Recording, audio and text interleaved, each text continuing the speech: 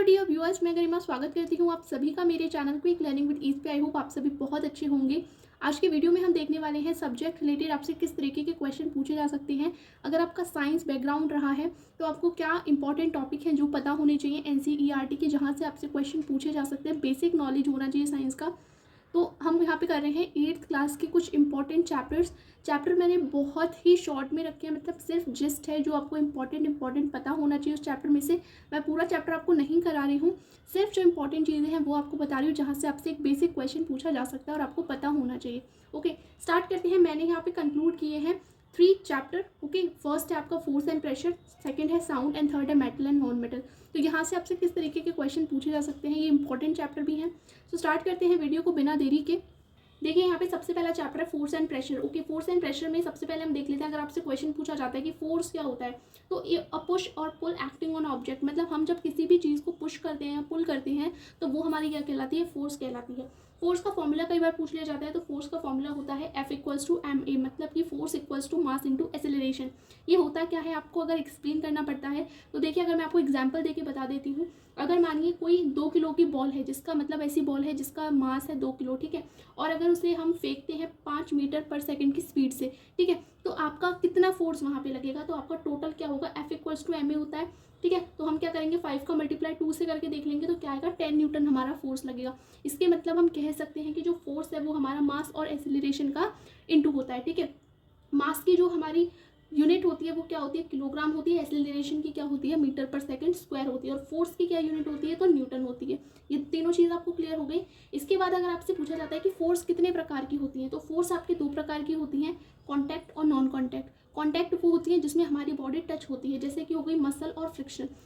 Muscular force में क्या होता है, हमारी जो मसल्स हैं वो टच होती हैं। ठीक है, जैसे कि जब हम बैलगाड़ी खींचते हैं तो उसमें हमारी मसल का पावर लगता है।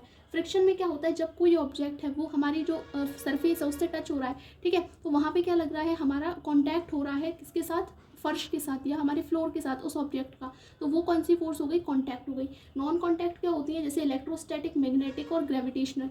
मतलब क्या है, इलेक्ट्रोस्टैटिक का मतलब होता है, जैसे आपने देखा होगा कि बहुत सारे अगर पेपर पड़े हैं और आप क्या है स्केल को अपने सिर से रब करते हैं और ज़रा सा उनके पास लेके जाते हैं तो वो अट्रैक्ट हो जाते हैं। तो ये हमारी कौन सी फोर्स होती है, इलेक्ट्रोस्टैटिक फोर्स होती है। मैग्नेटिक क्या होती है, आपने देखा होगा कि दूर से ही क्या है, मैग्नेट है वो जो लोहे की चीज़ है उसको अट्रैक्ट कर लेती है, कॉन्टैक्ट की जरूरत नहीं है, तो इसलिए हम उसे क्या कहते हैं, नॉन कॉन्टैक्ट फोर्स। मतलब यहाँ पे क्या है, दो ऑब्जेक्ट के कॉन्टैक्ट में आना जरूरी नहीं है, क्या है, वो दूर से ही एक दूसरे को अट्रैक्ट कर लेते हैं।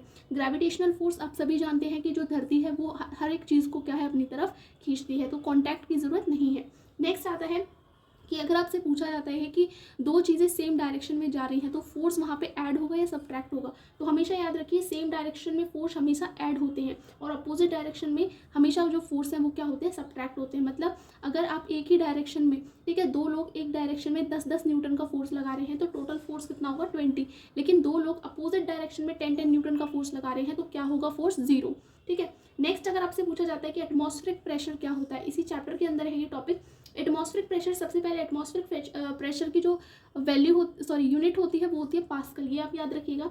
एटमॉस्फेरिक प्रेशर ये होता है कि जो टोटल फोर्स है जो कि क्या है, एयर के द्वारा किस पे लगाया जाता है, सरफेस पे लगाया जाता है, जैसे जैसे हम क्या है सरफेस से ऊपर जाते हैं। मतलब कि आपने ये वाला जो क्वेश्चन है ये काफ़ी बार सुना होगा कि जैसे जैसे हम हाइट पे जाते हैं माउंटेन की, तो वहाँ पे क्या है, हमारा जो एटमॉस्फेरिक प्रेशर है वो कम हो जाता है, इस वजह से हमको सांस लेने में प्रॉब्लम होती है। तो ये यही बात है, जो एयर है वो हमारे ऊपर क्या है, प्रेशर एग्जर्ट कर रही होती है। ठीक है, और जैसे जैसे जो हमारा सरफेस है, हम हमेशा सरफेस किसको लेके चलते हैं, ज़मीन को लेके चलते हैं।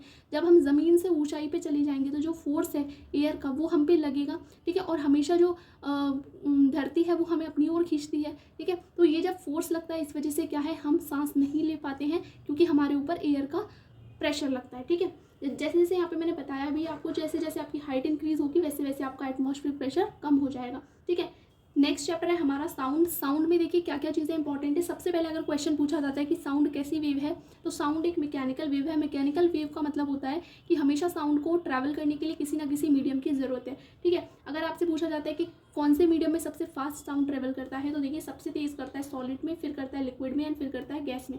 ठीक है, अगर पूछा जाए कि कहाँ पे नहीं ट्रैवल करता है, तो वैक्यूम में। मतलब अगर आपके पास कोई भी मीडियम नहीं है, ठीक है, मतलब वहाँ पे बिल्कुल अगर आप एक ऐसा कंटेनर ले लें जिसमें एयर बिल्कुल भी प्रेजेंट नहीं है, कोई भी मीडियम नहीं है, तो जो आपका साउंड है वो पास नहीं होगा। ठीक है। इसके बाद जो ह्यूमन है उनके अंदर साउंड कहाँ से प्रोड्यूस होता है, तो ह्यूमन के अंदर क्या है, वोकल कॉर्ड से आपके क्या है साउंड प्रोड्यूस होता है, जो कि आपके लैरिंग्स के अंदर जो वोकल बॉक्स है उसके अंदर आपके वोकल कॉर्ड प्रेजेंट होते हैं।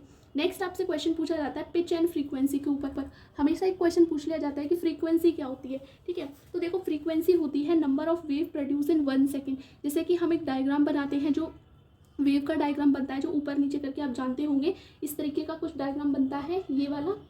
ठीक है, ये आप जानते होंगे इस डायग्राम को। तो जो हमारी फ्रीक्वेंसी होती है वो हमेशा क्या है, इन्वर्सली प्रोपोर्शनल होती है टाइम पीरियड के। ठीक है, तो मतलब ये है कि 1 सेकंड के अंदर हमारी कितनी नंबर ऑफ वेव्स हुई, ये हमारी क्या है, फ्रीक्वेंसी कहलाती है। ठीक है, पिच क्या होता है, पिच हमेशा क्या है, फ्रीक्वेंसी के ऊपर डिपेंड होती है। मतलब क्या है, पिच होती है श्रिलनेस। श्रिलनेस मतलब एक ऐसे मैं बोलूँ हेलो, एक मैं बोलूँ हेलो, तो आपने दोनों आवाज़ों में ये फ़र्क देखा। तो जैसे अगर हमारी फ्रीक्वेंसी, अगर हमारी जो श्रिलनेस है, मैंने बोला हेलो, ये वाली जो श्रिलनेस है ये क्या है, यहाँ पे हाई है। ठीक है, मेरी श्रिलनेस हाई है, मतलब मेरी फ्रीक्वेंसी भी हाई होगी। अगर मैं इसी आवाज़ को बोलूँ हेलो, तो इस तरीके से क्या है, जो मेरी फ्रीक्वेंसी है कम है, तो मेरी पिच भी क्या होगी, कम होगी। जैसे कि जो बॉयज़ की आवाज़ होती है उनकी क्या है, डीप वॉइस होती है, इस वजह से क्योंकि उनकी फ्रीक्वेंसी कम होती है तो पिच भी कम होगी। ठीक है, नेक्स्ट क्या है, जो गर्ल्स होती हैं उनकी क्या है, वॉइस काफ़ी ज़्यादा श्रिल होती है, पतली होती है, क्योंकि वहाँ पे क्या है, हमारी जो पिच फ्रीक्वेंसी है वो हाई होती है, इस वजह से पिच भी हाई होती है। ठीक है, नेक्स्ट क्वेश्चन पूछ लिया जाता है लाउडनेस और एम्पलीट्यूड। तो हमेशा ये पूछा जाता है कि एम्पलीट्यूड क्या होता है। तो देखिए एम्पलीट्यूड क्या होता है, maximum displacement of a particle from its mean position to extreme position. मतलब क्या है, ये जैसे मैंने अभी आपको बताया, तो एक मीन पोजिशन से लेके एक्सट्रीम पोजीशन, यहाँ से लेके यहाँ तक, ये वाला जो है टाइम, ये जो बीच का है, इसको हम बोलते हैं एम्पलीट्यूड। मतलब एक मीन पोजीशन से लेके एक्सट्रीम पोजीशन कहाँ तक आपकी वेव जा रही है, वो होता है आपका एम्पलीट्यूड। ठीक है, लाउडनेस की जो हमारी यूनिट होती है वो होती है डेसिबल, फ्रीक्वेंसी की होती है हर्ट्ज, ये आप याद रखिएगा। ठीक है, तो यहाँ पे क्या है, जैसे जितना हमारा एम्पलीट्यूड तेज़ होगा उतनी ही हमारी लाउडनेस तेज़ होगी, जितना कम एम्पलीट्यूड होगा लाउडनेस भी कम होगी। ठीक है, ये चीज़ आप समझे। इसके बाद नेक्स्ट 2 चीज़ें पूछ ली जाती हैं, इंफ्रासाउंड और अल्ट्रासाउंड क्या होते हैं। तो इंफ्रासाउंड वो होती हैं जो 20 हर्ट्ज से कम होती हैं, जो कुत्ते सुन सकते हैं, पक्षी सुन सकते हैं। ठीक है, और ह्यूमन कहाँ तक सुन सकते हैं, तो ह्यूमन 20 हर्ट्ज से लेकर 20,000 हर्ट्ज के बीच की वॉइस सुन सकते हैं, सॉरी साउंड सुन सकते हैं। ठीक है, एंड अल्ट्रासाउंड होती हैं जो कि हमारी 20,000 हर्ट्ज से ज़्यादा की साउंड होती हैं। ठीक है, वो हमारी क्या होती है, अल्ट्रासाउंड होती है, जिन्हें ह्यूमन नहीं सुन सकते। नेक्स्ट चैप्टर अब हम देख लेते हैं मेटल एंड नॉन मेटल। तो देखो मेटल जो भी यहाँ पे मैंने लिखा है उसका अपोजिट आपका नॉन मेटल हो जाएगा। कुछ एक आपके एक्सेप्शंस हैं वो मैं आपको बता दूंगी। तो नॉर्मली मेटल कैसे होते हैं, मैलेबल होते हैं, मतलब हम उनको शीट में कन्वर्ट कर सकते हैं। ठीक है, हीट कंडक्टर होते हैं, हीट ट्रांसफर करते हैं। इलेक्ट्रिसिटी कंडक्टर होते हैं, डक्टाइल मतलब तारों के अंदर लपेटे जा सकते हैं। सोरोरस होते हैं, मतलब उनके अंदर से आवाज़ आती है। आपसे पूछा जा सकता है कि मेटल की ज़रा हमें कैरेक्टरिस्टिक बताइए, तो सेम ये उल्टे ही होते हैं नॉन मेटल इसके। लेकिन जैसे कि आपने देखा कि जो हमारे मेटल है वो मेलेबल होते हैं, मतलब उनको शीट में कन्वर्ट किया जा सकता है। लेकिन मरकरी आपका एक ऐसा मेटल है जिसको आप शीट में कन्वर्ट नहीं कर सकते, क्योंकि ये कैसा होता है, लिक्विड होता है। एक प्रॉपर्टी ये भी देख सकते हो आप कि मेटल जनरली सॉलिड होते हैं, लेकिन आपका जो मरकरी है वो कैसा है, लिक्विड है। ठीक है, इसके बाद नेक्स्ट है नॉन मेटल के अंदर, जैसे कि नॉन मेटल हमारे जो है इलेक्ट्रिसिटी कंडक्ट नहीं करते हैं, लेकिन ग्रेफाइट एक ऐसा नॉन मेटल है जो कि इलेक्ट्रिसिटी कंडक्ट करता है।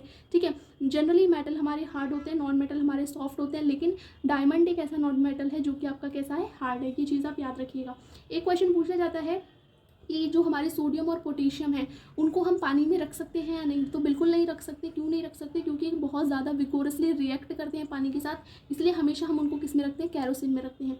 नेक्स्ट क्वेश्चन ये है, मैग्नीशियम को क्या हम हॉट वाटर में रख सकते हैं, तो नहीं रख सकते, क्योंकि ये हॉट वाटर के साथ रिएक्ट कर जाता है।